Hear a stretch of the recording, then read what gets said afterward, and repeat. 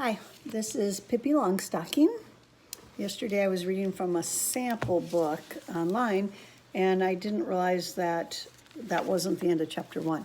So now that I have the real book, I checked it out from the library today, I realize there's more to chapter 1. So this is still chapter 1, which is called Pippi Moves into Villa Kula.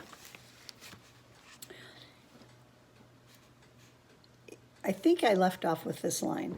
Pippi thought a moment. You're right, she said sadly. I am lying. It's wicked to lie, said Annika, who had at last gathered up enough courage to speak. Yes, it's very wicked to lie, said Pippi even more sadly.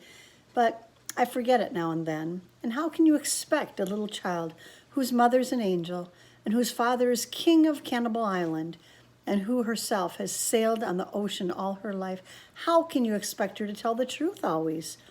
And for that matter, she continued, her whole freckled face lighting up, let me tell you that in the Congo, there's not a single person who tells the truth. They lie all day long. They begin at 7 in the morning and keep on until sundown. So if I should happen to lie now and then, you must try to excuse me and to remember that it's only because I stayed in the Congo a little too long. We can be friends anyway, can't we? Oh, sure, said Tommy, and realized suddenly that this was not going to be one of those dull days. By the way, why couldn't you come and have breakfast with me? Asked Pippi. Why not? Said Tommy. Come on, let's go. Oh, yes, let's, said Annika. But first, I must introduce you to Mr. Nilsson, said Pippi, and the little monkey took off his cap and bowed politely. Then they all went in through Villa Kula's tumble-down garden gate, along the gravel path bordered with old moss-covered trees, really good climbing trees they seemed to be, up to the house and onto the porch. There stood the horse, munching oats out of a soup bowl. Why do you have a horse on the porch? Asked Tommy. All horses he knew lived in stables.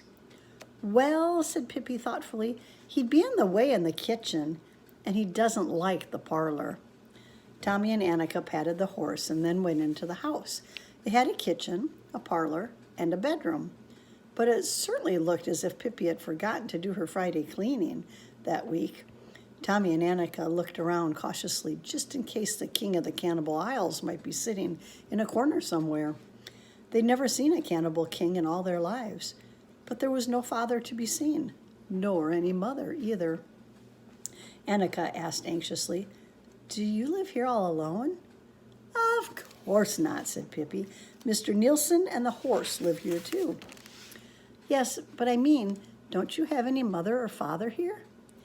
No, not in the least tiny bit of a one, said Pippi happily. But who tells you when to go to bed at night and things like that? Asked Annika. I tell myself, said Pippi. First, I tell myself in a nice, friendly way. And then, if I don't mind, I tell myself again more sharply. And if I still don't mind, then I'm in for a spanking. See? Tommy and Annika didn't see it at all, but they thought maybe it was a good way. Meanwhile, they had come out into the kitchen, and Pippi cried, Now we're going to make a pancake. Now there's going to be a panky. Now we're going to fry a pankai. Then she took 3 eggs and threw them up in the air. One fell down on her head and broke so that the yolk ran into her eyes, but the others she caught skillfully in a bowl where they smashed to pieces. I always did hear that egg yolk was good for the hair, said Pippi, wiping her eyes. You wait and see. Mine will soon begin to grow so fast it will crackle.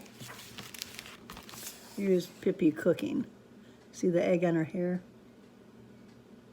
She's a messy cook. You wait and see. Mine, I already read that.